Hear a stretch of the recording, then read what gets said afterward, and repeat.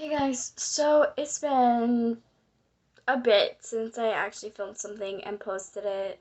Um, Not a long time, but it's been a few weeks or something. I can't remember, like maybe a week, maybe two. Um, but it's probably because of the fact that we were moving and stuff. And I can see I still have boxes that are still unpacked. Or not unpacked, boxes that are still packed. That I'm still working on trying to undo. Um, we've got most of our stuff already done, but we still have a lot of boxes to go, and we've only been here for, or been where we're staying right now for maybe like 5 or 6 days. On Sunday, which is in a couple days or something, like today is the 6th. Yeah, 6th. Um, so on Sunday, um, it'll be a week since we've actually, like,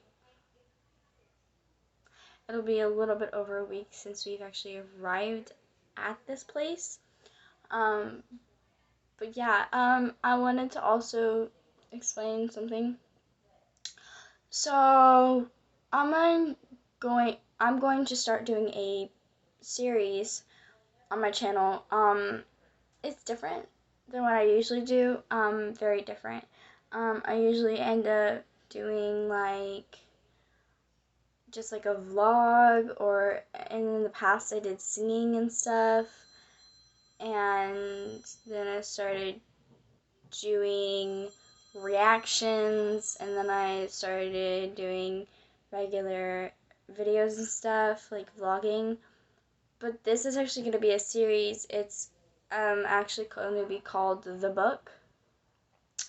And I know that's really strange to call a series The Book, but the reason being, the title being The Book, is because I have a book, obviously, that I'm gonna be reading stories out of. It's got lots of stories in there that are sad, happy, kind of like they're really relatable in every single way.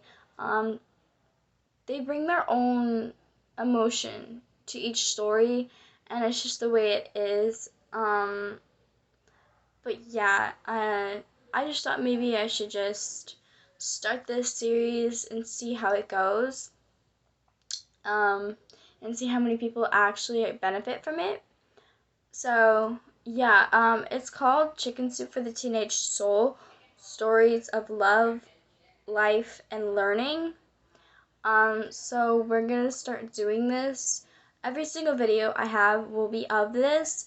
They won't be long videos, they'll be just short videos and stuff, but I'm gonna read a story each video, one story, so there's gonna be a lot of videos in this series. Series. Anyways, and um, I'm gonna share my opinion after reading it and share with you what my personal preference of the story is, and whether they should have like maybe wrote something different, or just, or if it was perfect the way it was, and what how I relate to it and what emotion I feel like it brings. Um, but yeah, y'all can comment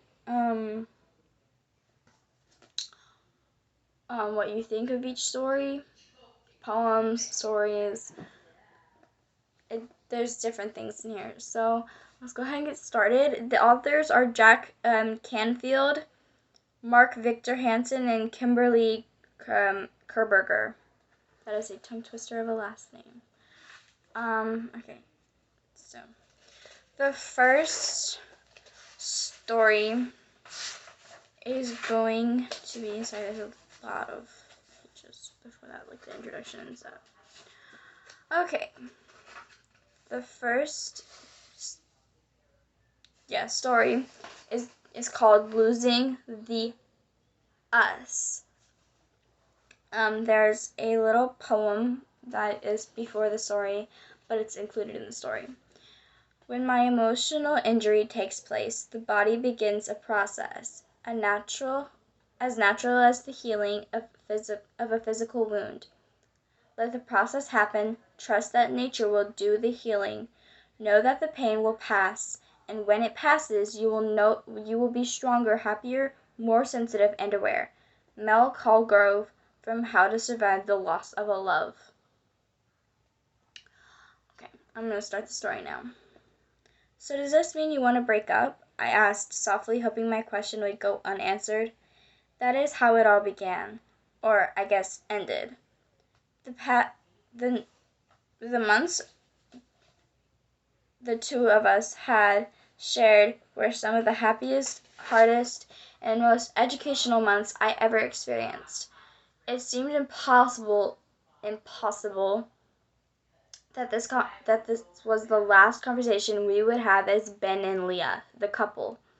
I had ignored the fact that the majority of high school relationships do not last. I guess in the back of my head, I always thought that Ben was the only boy I would ever have feelings for, that he was the only boy who would ever understand me. I never took into account that the last month of our relationship was the hardest times I had ever gone through.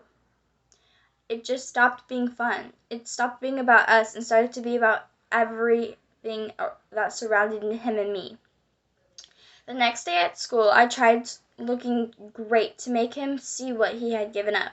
I even tried to talk to him like my heart wasn't aching, like I was better off, even happier. But inside I looked at him and could only see all the love and time I had given and all the hurt I had received. I walked around school in a complete daze and cried myself to sleep every night. He was the only thing I thought about, dreamt about, and talked about. I drove my friends crazy by constantly analyzing the situation. How could it have ended? I found my other half when I was with him. I felt like something had been torn from me, like I was no longer whole. One night I couldn't stand it. I gave up and called him. I didn't last 5 minutes before I broke down and started crying. I told him I had forgotten how to be by myself and that I needed him. I didn't know how to be Leah without Ben. We had been through so much together that I could not imagine getting through this on my own. He told me that he would always care for me, but it had become impossible to love me. For weeks I couldn't see him with other girls without thinking they were dating. I threw myself at different guys. I don't know exactly what point things started to change. I began spending time with my friends. I joined clubs and made after-school plans. I was doing all I could to stay busy. Slowly, I began having fun by myself, without Ben. Beyond that, I discovered things I liked doing, ways I could be of help. I lent a sympathetic ears to others who were hurting. I began to smile, and finally, to laugh again. Whole days would pass without a thought of Ben. I would see him at school and wave. I was not ready to be friends with him. I was still healing. But I know I didn't cover a big wound with a Band-Aid and forget about it. I let the wound heal itself, and felt enough pain to know that I had truly cared for him. In my rebound stage, I pursued a lot of guys. Once I healed, they pursued me. The wonderful thing that happened was that I learned how to be a whole person, not a half a couple. I'm in a new relationship now, and eventually we will probably break up, and it will be hard, and I will cry and feel just as much, if not more, pain. If I had to ask myself if never caring for someone so that I wouldn't feel the hurt was worth it, I know now that the famous quote is true. Better to have loved and lost than never to have loved at all. Because no matter what, loving yourself can heal anything. Leah Gay, age 16.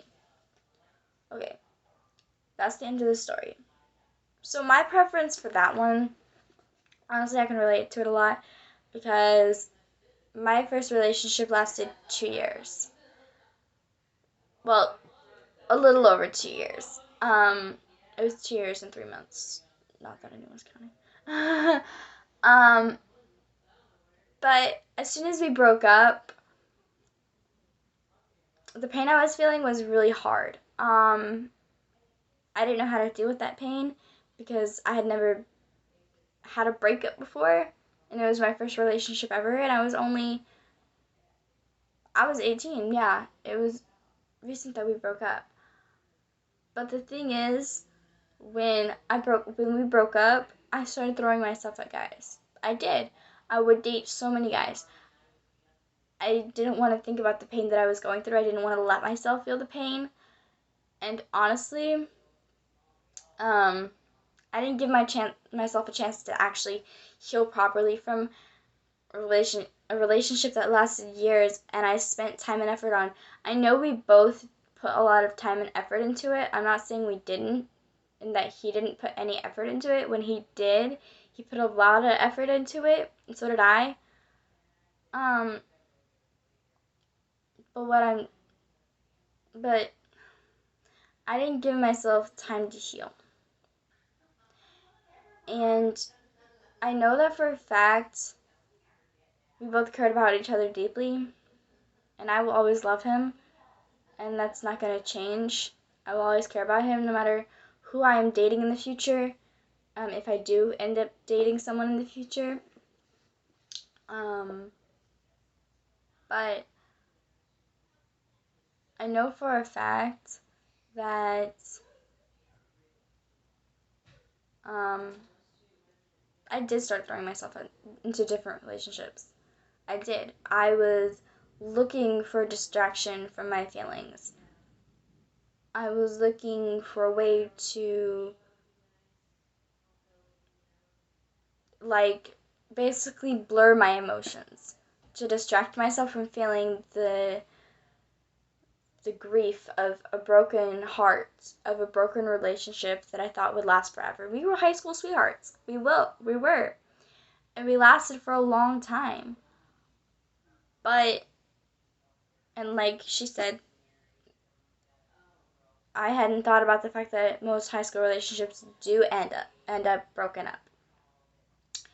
And me and him didn't think we were going to be broken up. We thought we were going to move in together and all of that. And we planned all that. We talked about having a relationship, being married, having kids, living together, and all of that. Growing old together and stuff.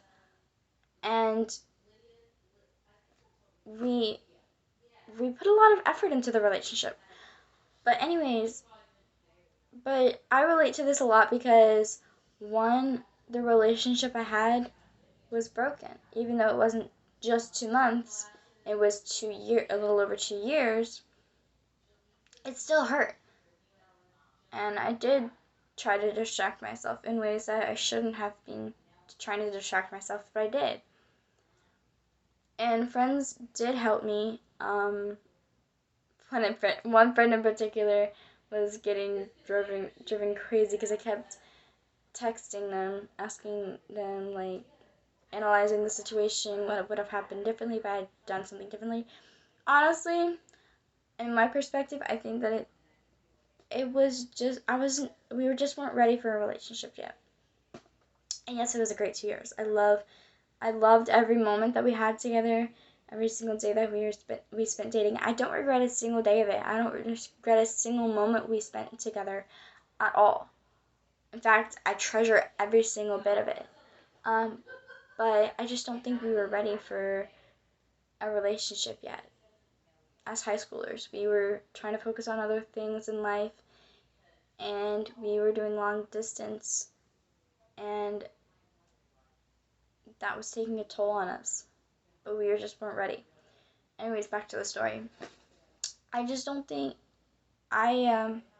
just personally I can relate because I know exactly what it feels like to be torn so hard and hurt so badly that you can't even look at someone without thinking that they're dating and thinking, oh, have they already moved on from me, and something like that and stuff like that, and analyzing the situation in every single way possible. I know what it's like to do that. I know what it's like to feel pain. I know what it's like to know to analyze things like, what would have happened if I did something differently? What if I did that differently? What if I did this, like, what if I changed this up and all that? And I know exactly how she feels. This gives me a sense of relation, of course, but of understanding of grief with her. I don't know how old she is now because this was written years ago. But no, it gives me empathy because I know how she feels. I knew how she felt. Um, and I can understand how she felt because I went through the same thing. But anyways, um, yeah, I wouldn't really. The only thing I would say was I wish there was more to the story. But if there was more to the story, there would probably be this full book worth of all these pages. But honestly, I think that this this story, honestly, I relate to in a way, a sense of I know what that feels like. I know what it feels like to be broken and to try and ignore your feelings and not be able to heal. And I haven't healed completely. I'm not saying I have, because if I had, I would, of course. Well,